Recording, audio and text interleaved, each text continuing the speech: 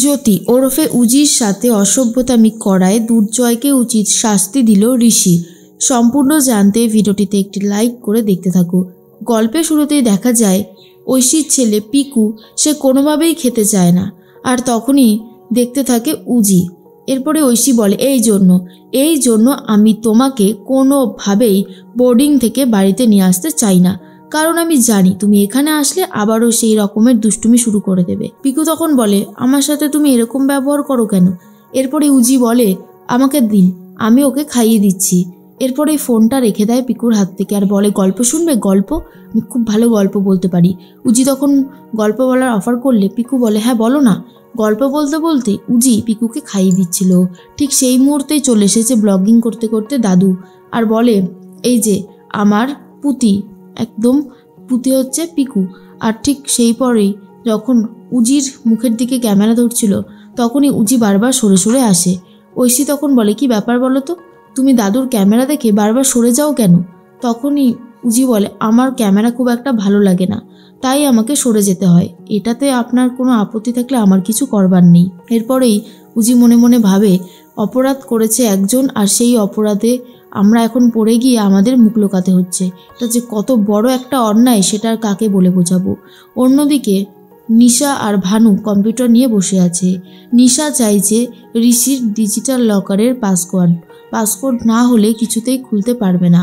তখনই ভানু বলে শোন, তুই এত বাড়াবাড়ি করিস না নিশা, উজি কিন্তু বারবার করে বলেছে যে ওদের বাড়ি পুলিশ এসেছে, তদন্ত করতে শুরু করেছে সব কিছু, ব্যাপারটাকে অত ছেলেখেলা হিসেবে দেখিস না।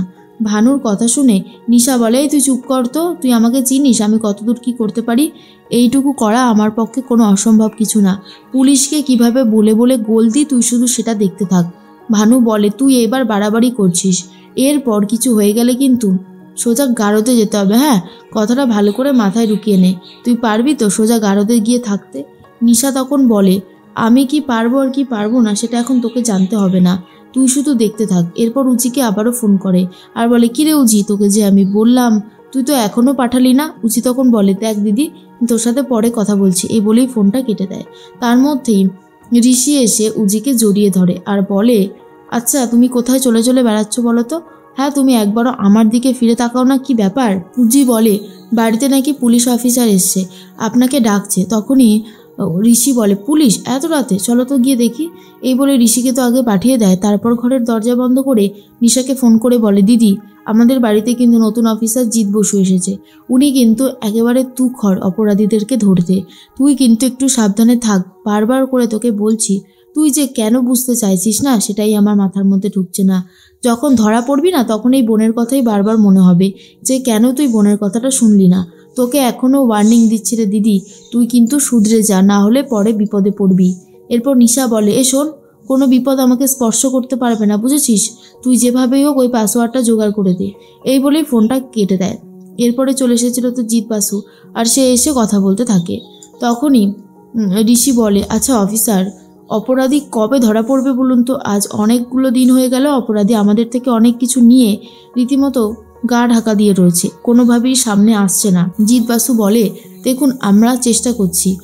এরপর উজি ওপর থেকে লুকিয়ে লুকিয়ে সবটা শুনতে থাকে। তখনই অফিসার বলে আমরা টার্গেট করেছি এবারে, যে আমরা জানি আপনাদের যে ডিজিটাল লকারগুলো আছে সেখানেই হয়তো ওরা বেশি আঘাত করতে চাইবে, তাই 24 ঘন্টার সিকিউরিটিতে রেখে দিয়েছি। যখনই ওরা ঢুকতে চাইবে, পাসওয়ার্ড ক্র্যাক করতে চাইবে, তখনই আমরা ওদেরকে ধরে নেব, চিন্তা করবেন না।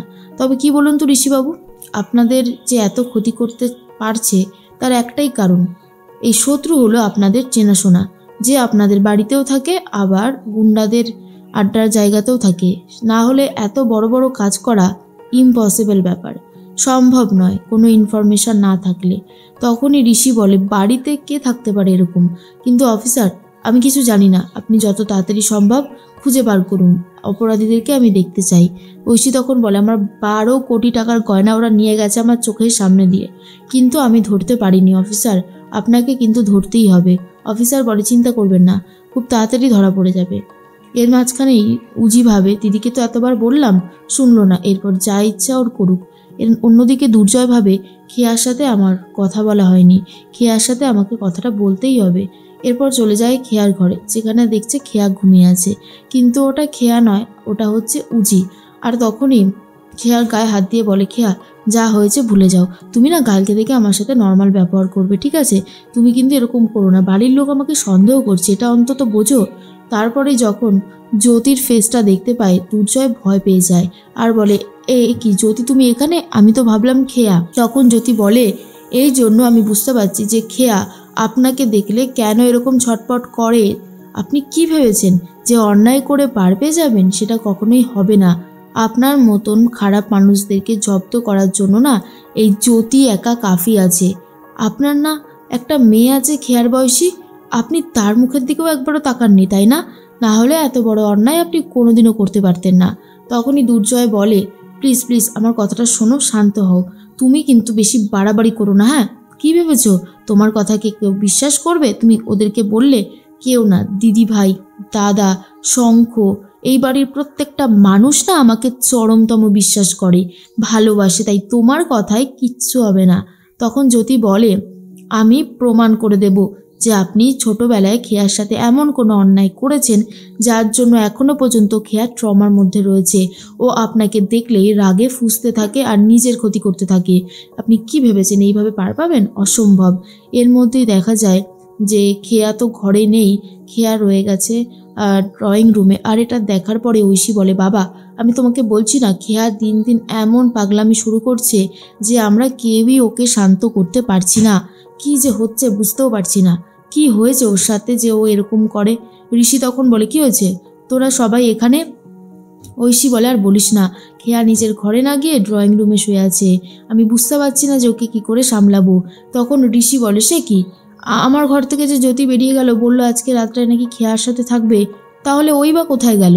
এরপর জ্যোতির খোঁজ পড়ে। অন্যদিকে দুর্জয় বলে, তুমি না বেশি বাড়াবাড়ি করো না, তুমি, তোমার দিদি, তোমার বাবা আর ওই যে অচ্যুতানন্দ, তিনজনের মুখোশ না একদম আমি খুলে দিতে পারি যে তোমরা ঠিক কী কী করেছো, তাই একদম বেশি বাড়াবাড়ি করবে না, চুপ থাকো। তখনই জ্যোতি বলে, কেন চুপ থাকবো? কোনো অন্যায় যখন করিনি তাহলে তো চুপ থাকবো না। আর শুনে রাখুন দুর্জয়বাবু, আপনি আপনার কুকীর্তির জন্য শাস্তি পাবেন। ঋষি ব্যানার্জি আপনাকে শাস্তি দেবে, আর সেই শাস্তি হবে ভয়ানক, যা দেখার পরে খেয়ার মনটা শান্ত হবে। খেয়া এই যে পাগলামোগুলো করে, নিজের ক্ষতি করে, এগুলো আর করবে না। কিন্তু দুর্জয় এগিয়ে যেতে থাকে জ্যোতির দিকে আর খুব ভয়ানকভাবে ব্যবহার করতে থাকে। বলে, তোমরা আমার কোনো কিছুই করে উঠতে পারবে না। ঠিক সেই মুহূর্তেই ঋষি এসে দেখতে পারে দুর্জয় জ্যোতির সাথে অসভ্যতামি করেছে, আর এই অসভ্যতামি করার শাস্তি কিন্তু ঋষি একদম হাতে নাতে দিচ্ছে দুর্জয়কে।